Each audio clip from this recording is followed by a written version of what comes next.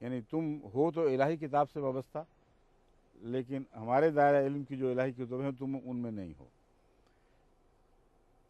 آگے فرماتا ہے والذین اشرکوا، اور وہ لوگ جو مشرک ہوئے، ان کے ساتھ عمل صالح کا ذکر ہی کوئی نہیں۔ وہ خاص دائرہ ہے ایک مخصوص جس کا عمل صالح سے تعلق ہے، ان کے ساتھ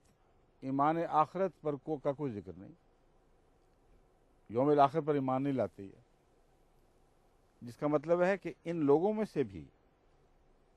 کچھ بگڑ گئے، بلکہ بعد میں بھاری اکثریت بگڑ گئی۔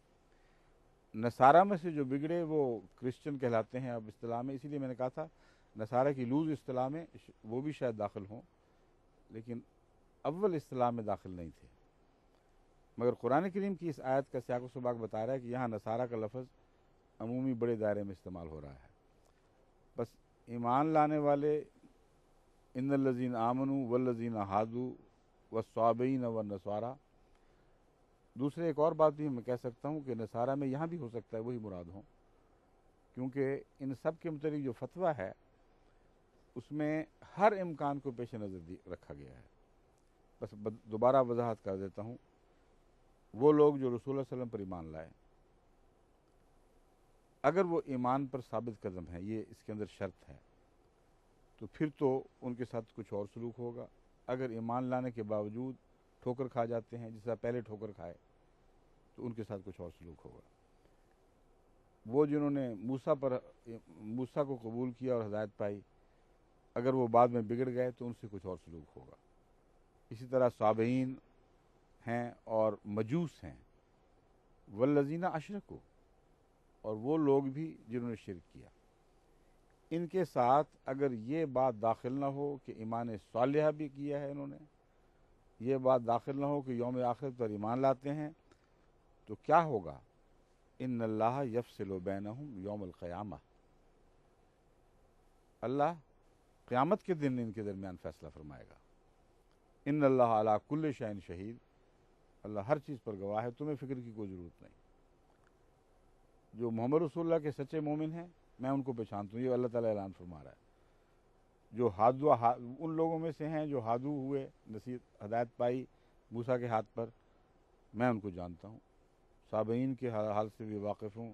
نصارہ کے ہر قسم کے حال سے واقف ہوں، مجوس کے حال سے واقف ہوں۔ تو تمہیں کیا ضرورت ہے اس دنیا میں یہ جھگڑے شروع کرنے کی کہ تم ضرور جہنمی ہو؟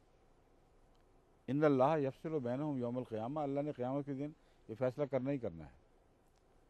خوب بات کھل جائے گی۔ ان کو کوئی خوشخبری نہیں دی گئی اس آیت میں، کیونکہ فیصلہ قیامت پر اٹھا رکھا گیا۔ بس اس وجہ سے میں جماعت کو یہ نصیحت کرتا رہا ہوں ان آیات کے حوالے سے کہ یہ کہنا کہ تم قبول نہیں کرتے اس لیے ضرور جہنمی ہو، یہ دھکا دینے والی بات ہے، یہ قرآن کریم کے اسلوب کے خلاف طریق ہے۔ قرآن کریم نیکی بدی کا فیصلہ اللہ پر چھوڑتا ہے، یہ کہنے کا تمہیں حق ہے، قرآن اس کی اجازت دیتا ہے کہ اگر تم محمد رسول اللہ کو قبول نہیں کرو گے تو ہمارے نزدیک تم دائرہ نجات سے باہر ہو، تمہاری کوئی ضمانت نہیں ہے۔ پھر اللہ کی مرضی ہے، جسے چاہے بخشے جسے چاہے نہ بخشے، یہ کہنے کا حق نہیں کہ تم لازماً جہنمی ہو۔ اگر کہنا ہی ہے جہنمی تو یہ کہہ سکتے ہو کہ تم میں سے جو شخص بھی محمد رسول اللہ اور اسلام کا انکار کرتا ہے اور جاننے کے بعد انکار کرتا ہے، یا تحقیق ضروری نہیں سمجھتا، کمزوری دکھاتا ہے اور غفلت سے کام لیتا ہے، ایسے شخص کے متعلق ہمارا اندازہ یہی ہے کہ وہ جہنمی ہوں گے، کیونکہ وہ نجات یافتہ لوگوں میں شامل نہیں۔ لیکن پھر بھی جہنمی کا لفظ استعمال کرنا بڑا خطرناک لفظ ہے۔ اللہ تعالیٰ فرماتا ہے میں مالک ہوں، میں جس کے چاہوں گا گناہ بخش دوں گا سوائے مشرکوں کے۔ بس یہ وہ سارے امور ہیں جن کے پیش نظر میں نے ان آیات کا ایک محتاط ترجمہ کیا۔ مگر ایک سوال اور اٹھایا گیا کہ حضرت مسیح موعود علیہ السلام نے فرمایا ہے کہ تمام دنیا پر رسول اللہ صلی اللہ علیہ وسلم کی حجت تمام ہو چکی ہے، یہ ویسا ہی فقرہ ہے حضرت مسیح موعود علیہ الصلوۃ والسلام کا جیسے عربوں کو مخاطب کرتے ہوئے آپ نے فرمایا کہ اس ملک میں جتنے شرفاء تھے اور نیک تینت لوگ تھے وہ مجھ پر ایمان لے آئے ہیں، اور جو عام بیکار ناکارہ لوگ تھے وہ باقی رہ گئے ہیں۔ اس کے بعد کتنے ایمان لائے ہیں پھر؟ اگر ان فکروں کو لفظاً لفظاً ہر شخص کے اوپر اطلاق پاتا ہوا سمجھیں تو پھر وہ سارے کے سارے جہنمی قرار پانے چاہیے، جو بالکل غلط ہے۔ آج بھی کثرت کے ساتھ ان لوگوں میں سے، ان کی اولادوں میں سے لوگ ایمان لا رہے ہیں، اور ان کو مراد یہ ہے کہ وہ ان لوگوں نے رد کیا ہے عام شہرت کے باوجود جنہوں نے مجھ سے تخفیف کا معاملہ کیا ہے۔ جب یہ ذکر کیا جاتا ہے عامی، تو مراد ہر فرد بشر نہیں ہوا کرتا، اور یہی محاورہ حضرت مسیح موعود علیہ الصلوۃ والسلام کا حضرت صلی اللہ علیہ وآلہ وسلم نے بھی استعمال فرمایا جب فرمایا کہ جتنے 72 فرقے ہیں ایک جماعت کو چھوڑ کر، کلہم فی النار الا ملتن، وہ ایک جماعت کے سوا سارے جہنمی ہوں گے۔ تو کیا سوال کرنے والے یہ سمجھتے ہیں اس سے کہ رسول اللہ صلی اللہ علیہ وسلم کی مراد یہ ہے کہ ہر دوسرے فرقے کے ہر فرد بشر کے متعلق یہ قطعی فتویٰ ہے کہ وہ ضرور جہنم میں جائے گا؟ اگر یہ ان کا مسلک ہے تو بے شک ان کو مبارک ہو، میرا یہ مسلک نہیں ہے، اس لیے کہ میرے نزدیک حضرت مسیح موعود علیہ السلام کا یہ مسلک نہیں تھا۔ حضرت مسیح موعود علیہ السلام سے مجھے ایک ایسی نسبت ہے جو بعض لوگوں کو شاید علم نہیں، اس لیے وہ یہ سوال اٹھا دیتے ہیں بعض دفعہ، نعوذ باللہ من ذالک، کہ میں مسیح موعود علیہ السلام کے موقف سے ہٹ کر کوئی اور موقف پیش کر رہا ہوں۔ حضرت مسیح موعود علیہ السلام کی روح سے خدا تعالیٰ نے جتنی اشنائی مجھے بخشی ہے ایک دعا کے نتیجے میں، اس کا بعض لوگوں کو تصور بھی نہیں ہے۔ بچپن سے جب حضرت مسیح علیہ السلام کو میں حضرت صلی اللہ علیہ وآلہ وسلم کے سامنے سینہ سپر دیکھتا تھا،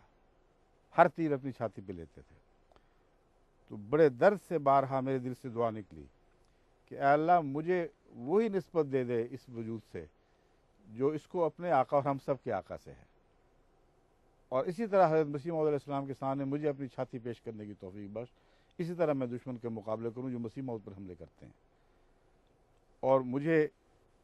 خدا تعالیٰ کی جاری تقدیر جو بعد میں ہوئی اس سے یقین ہے کہ خدا نے میری یہ دعائیں سنی ہیں۔ اس لیے حضرت مسیح موعود علیہ السلام کے مقابلے پر رکھنے کا تصور بھی کوئی نہ کرے، اگر کرے گا تو اس پر وہی بات صادق آئے گی وہ جو تفرقہ والا ہے۔ حضرت مسیح علیہ السلام خطبہ الہامیہ میں فرماتے ہیں من فرق بینی و بین المصطفیٰ فما عرفنی وما رعا، جس شخص نے میرے اور مصطفیٰ کے درمیان فرق کیا ہے اس نے نہ مجھے پہچانا نہ اس نے مجھے دیکھا۔ بس میں تو ادنا اور ایک ذلیل عاجز خادم ہوں مسیح موعود علیہ السلام کا، میرے متعلق یہ وہم بھی بالکل باطل ہے۔ میں جانتا ہوں آپ کے مزاج کو، آپ کی روح کو، بعض دفعہ ظاہری طور پر آپ سمجھتے ہیں کہ شاید کوئی مخالفت نعوذ باللہ ہے، فی الحقیقت میں آپ کے مقاصد کی تائید میں بات کر رہا ہوتا ہوں، اور آپ کو بعض دوسرے اعتراضات سے روک بچانے کے لیے اپنی چھاتی پیش کر دیتا ہوں۔ بس یہ بالکل وہم دل سے نکال دیں۔ حقیقت میں اگر کسی کے دل میں ابھی بھی کوئی وہم ہے تو پھر جو میں کہتا ہوں اس کو ردی میں پھینک دو۔ اگر تقویٰ کے ساتھ تم یہی سمجھتے ہو کہ مسیح موعود کے ساتھ میرے کسی موقف کا ٹکراؤ ہے تو تمہارے تقویٰ کا تقاضا ہے شوق سے میرے کہے کو ردی میں پھینک دو، مجھے اس کا کوئی شکوہ نہیں ہوگا۔